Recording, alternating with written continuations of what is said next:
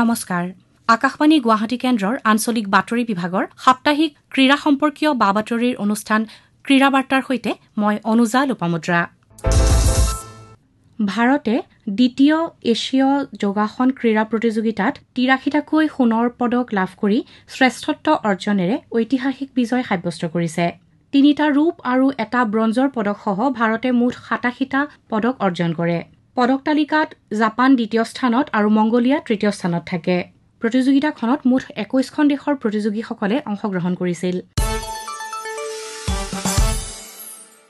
অসমৰ চান্দুক্য টি পাঠক আৰু পশ্চিমবংগৰ আনায়া বিশ্বাসে সচল টেনিছ প্ৰকল্পত যোৱা শুকুৰবাৰে সামৰণি পৰা আইটা চেম্পিয়নশ্বিপ সিৰিজ টেনিছ প্ৰতিযোগিতাত ডি মুকুট অৰ্জন কৰে ছোৱালীৰ ১২ বছৰ অনুৰ্ধত অসমৰ ধ্যানা এ মৰাং চেম্পিয়ন হয় চান্দুক্যই ল'ৰাৰ ১৪ বছৰ অনুৰ্ধৰ ছিংগলছৰ ফাইনেলত তেলেংগানাৰ মোক্ষাগ্ন তালাছিলাক ৬-৩, ৬-২ ছেটত পৰাস্ত কৰি খিতাপ হস্তগত কৰে ইপিনে ল'ৰাৰ ১৪ বছৰ অনুৰ্ধৰ ডাবলছৰ ফাইনেলত চান্দুক্যই এনৰিক পাটৰৰ সৈতে জুটি বান্ধি উত্তৰ প্ৰদেশৰ সাত্বিক গুপ্তা আৰু মোক্ষাগ্ন তালাছিলাক ৬-৪, ৬-৩ ছেটত হৰুৱাই বিজয়ী হয় ছোৱালীৰ ১৪ বছৰ অনুৰ্ধৰ ছিংগলছৰ ফাইনেলত আনায়াই ইভানা আৰোৰাক ৭-৫, ৪-৬, ৬-২ত হৰুৱাই বিজয়ীৰ সন্মান অৰ্জন কৰে আয়ানাই ছোৱালীৰ ১৪ বছৰ অনুৰ্ধৰ ডাবলছত অসমৰ নৱনীতা দত্তৰ সৈতে জুটি বান্ধি সেই খিতাপো জয় কৰে ছোৱালীৰ ১২ বছৰ অনুৰ্ধৰ ফাইনেলত ধ্যানাই অসমৰে ফাগুন জ্যোতিক ৬-৩, ৬-২ ছেটত পৰাস্ত কৰি খিতাপ দখল কৰে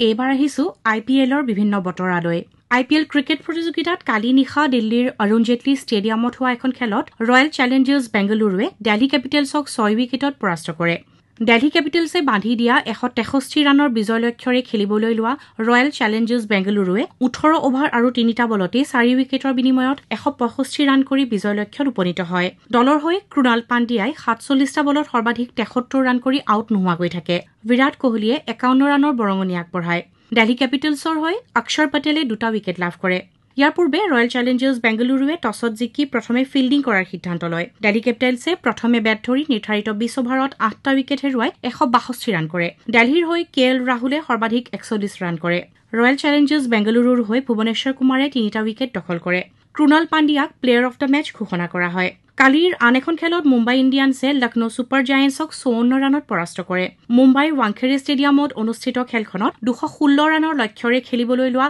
লক্ষ্ণৌ ছুপাৰ জায়েণ্টছে নিৰ্ধাৰিত ২০ অভাৰত আটাইকেইটা উইকেট হেৰুৱাই ১৬১ ৰানহে কৰিবলৈ সমৰ্থ হয় প্ৰতিযোগিতাত আজি জয়পুৰৰ সৱাই মানসিং ষ্টেডিয়ামত ৰাজস্থান ৰয়েলছ গুজৰাট টাইটান্ছৰ বিৰুদ্ধে অৱতীৰ্ণ হ'ব খেলখন সন্ধিয়া ৭:৩০ বজাত আৰম্ভ হ'ব IPLৰ অষ্টাদশ সংস্কৰণৰ চূড়ান্ত খেলখনলৈ এমাহতকৈ কম সময় বাকী থকা অৱস্থাত প্লে অফ পৰ্যায়লৈ যোগ্যতা অৰ্জন কৰিবলৈ দলসমূহৰ মাজত তীব্ৰ প্ৰতিদ্বন্দ্বিতা দেখিবলৈ পোৱা গৈছে প্ৰতিযোগিতাৰ মুঠ ৭৪খন খেলৰ মাজত ইতিমধ্যে ৪৬খন খেল অনুষ্ঠিত হৈছে কালি অনুষ্ঠিত দুয়োখন খেলৰ অন্তত পইণ্ট আৰু নেট ৰান ৰেটৰে গঠিত পইণ্ট তালিকাত ৰয়েল চেলেঞ্জাৰ্ছ বেংগালুৰু শীৰ্ষস্থানত অধিষ্ঠিত হৈছে যোৱা ১৭টা সংস্কৰণত এবাৰো IPLৰ খিতাপ অৰ্জন কৰিবলৈ সমৰ্থ নোহোৱা বেংগালুৰুৰ দলটোৰ এইবাৰৰ প্ৰদৰ্শনক লৈ অনুৰাগীসকল বিশেষভাৱে আহ্লাদিত হৈছে আৰু দলটোৱে প্লে অফ পৰ্যায়লৈ অনায়াসে যোগ্যতা অৰ্জন কৰিব বুলিও অনুৰাগীসকল যথেষ্ট আশাবাদী তালিকাত বেটে বলে সুন্দৰ প্ৰদৰ্শনেৰে গুজৰাট টাইটান্ছ দ্বিতীয় স্থানত আছে মুম্বাই ইণ্ডিয়ানছে প্ৰতিযোগিতাখনত দুৰ্বল আৰম্ভণি কৰিছিল যদিও বৰ্তমান তেওঁলোকে ছন্দ ঘূৰাই পাইছে আৰু তালিকাৰ তৃতীয় স্থানত আছে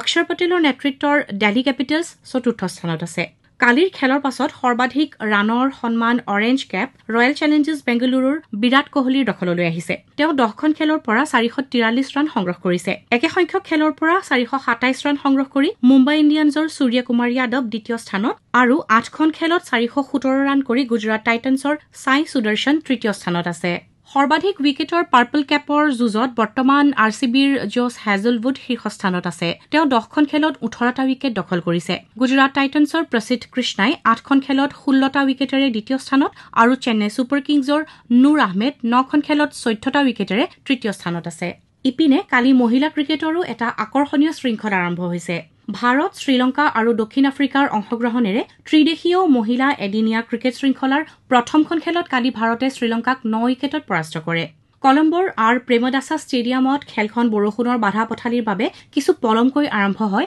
আৰু 50 অভাৰৰ পৰিৱৰ্তে 39 অভাৰলৈ হ্ৰাস কৰা হয়। হৰমনপ্ৰীত কৌৰৰ নেতৃত্বাধীন ভাৰতে টছত জিকি প্ৰথমে ফিল্ডিঙৰ সিদ্ধান্ত লয়। ভাৰতীয় বলাৰসকলৰ সুন্দৰ প্ৰদৰ্শনৰ আগত শ্ৰীলংকাৰ বেটাৰসকলে বেছি শক্তিশালী প্ৰদৰ্শন আগবঢ়াব নোৱাৰিলে আৰু 38 অভাৰ আৰু এটা বলত আটাইকেইটা উইকেট হেৰুৱাই তেওঁলোকে 147 ৰানহে সংগ্ৰহ কৰে। ভাৰতৰ হৈ স্নেহ ৰাণাই 3টা আৰু দীপ্তি শৰ্মা আৰু নল্লাপুৰেড্ডি চাৰানীয়ে 2টাকৈ উইকেট দখল কৰে। ভাৰত 29 অভাৰ আৰু 4টা বলতে এটা উইকেট হেৰুৱাই নিৰ্ধাৰিত লক্ষ্যত উপনীত হয়। ভাৰতৰ হৈ প্ৰতীকা ৰাৱালে 50, স্মৃতি মান্ধনাই 43 আৰু হাৰ্লিন দেউলে 48 ৰান সংগ্ৰহ কৰে। শৃংখলাৰ দ্বিতীয়খন খেলত কাইলৈ ভাৰত দক্ষিণ আফ্ৰিকাৰ মুখামুখি হ'ব। এইবাৰ আহিছো ফুটবলৰ অনুৰাগীসকলৰ বাবে ফুটবলৰ কেইটামান বাচকবনীয়া বতৰালৈ। ফুটবল প্ৰেমীসকলৰ অন্যতম প্ৰিয় প্ৰতিযোগিতা কোপা ডেল ৰে বাৰ্চিলোনাই শ্ৰেষ্ঠত্ব অৰ্জন কৰিছে। সেভিয়াত অনুষ্ঠিত কোপা ডেল ৰে ক্লাছিকো ফাইনেলত শনিবাৰে বাৰ্চিলোনাই ৰিয়েল মাদ্ৰিদক 3-2 গলত পৰাস্ত কৰে। বাৰ্চিলোনাৰ ডিফেণ্ডাৰ জুলছ কুণ্ডে অতিৰিক্ত সময়ৰ শেষৰ ফালে নিৰ্ণায়ক গলটো দিয়ে। হাফ টাইমলৈকে বাৰ্চিলোনা 1-0 গলত আগবাঢ়ি আছিল, কিন্তু দ্বিতীয়াৰ্ধত ৰিয়েল মাদ্ৰিদে 7 মিনিটৰ ভিতৰতে 2টাকৈ গল দি খেলখন অতি আকৰ্ষণীয় কৰি তোলে। তাৰ পাছতে বাৰ্চিলোনাই খেলৰ 84 মিনিটত ফেৰান টৰেছৰ গলেৰে 2-2 সমতা স্থাপন কৰে। তাৰ পাছতে যুঁজখনে অতিৰিক্ত সময়লৈ গতি কৰে। অতিৰিক্ত সময়ৰ খেলৰ মাজতে 116 মিনিটত কুণ্ডেৰ গলেৰে বাৰ্চিলোনাই নিৰ্ণায়ক জয়ী গলটো দিবলৈ সক্ষম হয়। বাৰ্চিলোনাৰ প্ৰেমীসকলৰ বাবে আন এটা উল্লেখযোগ্য খবৰ আছে। বাৰ্চিলোনা আৰু আৰ্ছেনালে 2025 বৰ্ষৰ উইমেন্স চেম্পিয়নছ লীগৰ ফাইনেলত প্ৰৱেশ কৰিছে। কালি অনুষ্ঠিত প্ৰতিযোগিতাৰ ছেকেণ্ড লেগ ছেমিফাইনেলত বাৰ্চিলোনাই চেলছিক 4-1 আৰু আৰ্ছেনালে লিয়ক 4-1 গলত পৰাস্ত কৰে। বাৰ্চিলোনাৰ মহিলা দলটোৱে একেৰাহে পঞ্চমবাৰৰ বাবে এই প্ৰতিযোগিতাৰ ফাইনেলত প্ৰৱেশ কৰিবলৈ সমৰ্থ হৈছে। প্ৰতিযোগিতাৰ চূড়ান্ত খেলখন অহা 24 মেত পৰ্তুগালত অনুষ্ঠিত হ'ব। উশু এছ'চিয়েশ্যন অফ অসমৰ উদ্যোগত মহানগৰীৰ আৰ জি বৰুৱা ক্ৰীড়া প্ৰকল্পৰ দেশভক্ত তৰুণৰাম ফুকন ইণ্ডোৰ ষ্টেডিয়ামত যোৱা বৃহস্পতিবাৰে 22 সংখ্যক ছাব জুনিয়ৰ ল'ৰা আৰু ছোৱালীৰ আৰু 29 সংখ্যক ছিনিয়ৰ পুৰুষ আৰু মহিলাৰ আন্তঃজিলা উশু প্ৰতিযোগিতাৰ সামৰণি পৰে। 3দিনীয়া প্ৰতিযোগিতাখনৰ ছিনিয়ৰৰ চান্দা শাখাত অসম পুলিচে 7টা সোণ, 5টা ৰূপ আৰু এটা ব্ৰঞ্জৰ পদকেৰে শ্ৰেষ্ঠত্ব অৰ্জন কৰে। শিৱসাগৰে 3টা সোণ, এটা ৰূপ আৰু এটা ব্ৰঞ্জৰ পদকেৰে দ্বিতীয় স্থান আৰু কামৰূপ মহানগৰে 2টা সোণ, এটা ৰূপ আৰু 3টা ব্ৰঞ্জৰ পদকেৰে তৃতীয় স্থান দখল কৰে। ইপিনে ছিনিয়ৰৰ টাউলু শাখাত 13টা সোণ, 6টা ৰূপ আৰু 7টা ব্ৰঞ্জৰ পদকসহ বিশ্বনাথে বিজয়ীৰ সন্মান অৰ্জন কৰিছে।